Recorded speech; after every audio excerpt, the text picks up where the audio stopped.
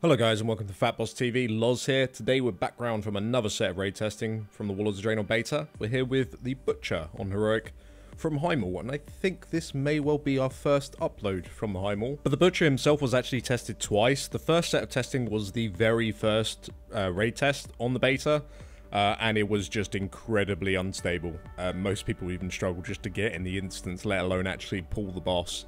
But we are here back round with another set, and it went a lot better this time. We did actually manage to test the boss. However, one of his main abilities wasn't working as intended, which was a bit of a letdown, a bit of a shame. So we couldn't really see the fight in its full glory. But the fight itself is very reminiscent of Patchwork. Half of his abilities are all pointed towards the tanks. And as a ranged DPS, this fight is essentially a target dummy. You have very, very little to do as a ranged DPS in this fight. And arguably, you have very, very little to do as melee DPS in this fight as well. Now, before I do actually conclude this fight, which I'm almost doing right at the start of the video, let's go through the mechanics. And of course, like I said, there is a lot of tank mechanics. So throughout the entire fight, every single melee swing that the boss does, he'll actually perform a second melee swing on the closest target within 5 yards of the tank. But if no target is within those 5 yards, the primary target will be struck again, so the tank will take double hits. Patchwork, essentially.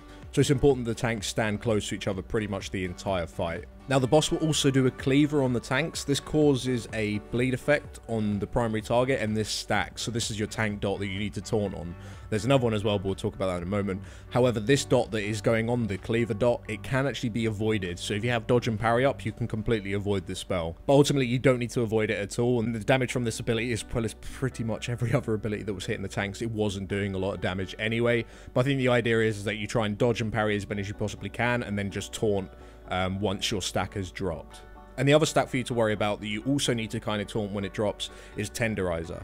This just deals a large amount of physical damage, well, it's supposed to at least, and increases the amount of damage that you do take from this ability by 50%, which is why you need to taunt once your stack's dropped. And also to note, this ability cannot be avoided. You can't dodge or parry this ability at all. So yeah, simple mechanic. All you need to make sure is that you taunt once your stack has dropped. Now, the main ability in this fight, the deadly ability at least, is Cleave, and this was the mechanic that sadly wasn't working. How it's supposed to work is that this mechanic will target the largest clump of players in melee range and will deal physical damage to them, and the damage is split between all targets within that clump. And when they are hit, they also receive a debuff called Gushing Wounds, which just causes them to take physical ticking damage every 15 seconds. 15 seconds, I know, bit of a weird number. And the dot itself doesn't really deal that much damage. But the main reason why this debuff is deadly is that once you do actually, in fact, reach 5 stacks, you'll just instantly die. And you can't immune this, you can't damage reduction this. It's just a flat-out death mechanic. The idea they have behind for you to deal with this mechanic is that you have 2 groups in melee, and then you just make one group larger than the other using ranged DPS. We actually decided to use a Hunter because Hunters are really good at doing damage on the move, and of course they can disengage out once one of the groups does reach 4 stacks, and then a Hunter will then move into the other group to make that group larger than the first. So then one group will get 4 stacks, the other group will then get 4 stacks, and by the time the other group has got 4 stacks, the first group stacks would have dropped. So that's all you do, you just keep doing that throughout the entire fight. But when we were testing this boss, that mechanic wasn't working at all. There was blue posts saying it had been fixed. We left the instance, we reset the instance, we came back in, and it still wasn't working. So I'm not sure they did actually fix that mechanic, but that's how it's supposed to work.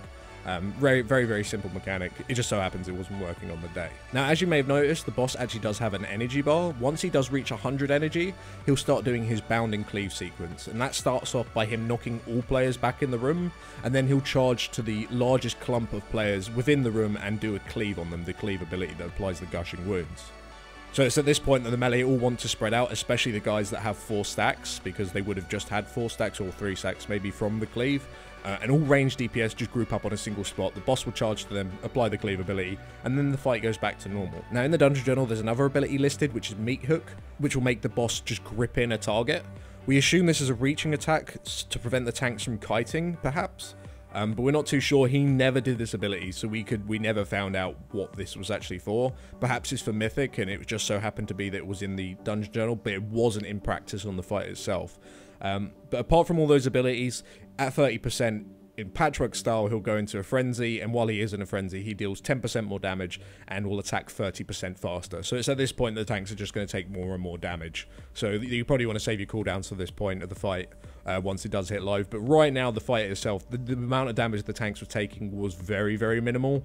I think someone even joked while we were testing it that an Elemental Shaman could probably heal this fight, which wasn't too far off, to be honest. But the encounter itself, I think most people would agree, is incredibly simple. There's not a lot to it, and it very much is a target dummy that just does damage to your tanks. However, I don't want to discredit completely. The enrage timer on this boss did feel a little short. It was about 6 minutes. I mean, the only reason we hit is because we stood AFK waiting for him to do the meat hook, which he never decided to do. But we imagine this is probably going to be the hardest part of this fight. Maybe in the first week of Heroics, but more likely on Mythic, while people, of course, still don't have great gear. So, and he is a very, very early boss, so it's easing people into the instance, I suppose, but he's a little lackluster. There's not a lot to him. Not the best boss we've seen so far. But I don't want to shit-talk him completely, only because of that enrage mechanic.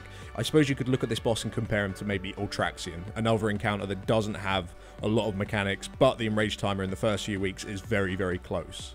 But apart from that, I'm pretty sure this fight is going to be great for ranged and melee DPS that really want to show how much DPS they have, because there's very few mechanics in play that are going to reduce the amount of damage you have to do, because you don't have to move that much at all, really. I mean, the only people who really need to move are the people who go into the cleave, and then of course when he goes into the bounding cleave phase, once he reaches 100 energy, I suppose the range have to stack, which would be a very short downtime of DPS, but generally he is a target dummy. But thank you very much for watching, guys. If you did enjoy the video, please do drop us down a like. It helps us out a lot, and of course we'll see you on the live stream. Thank you very much for watching, and we'll see you next time.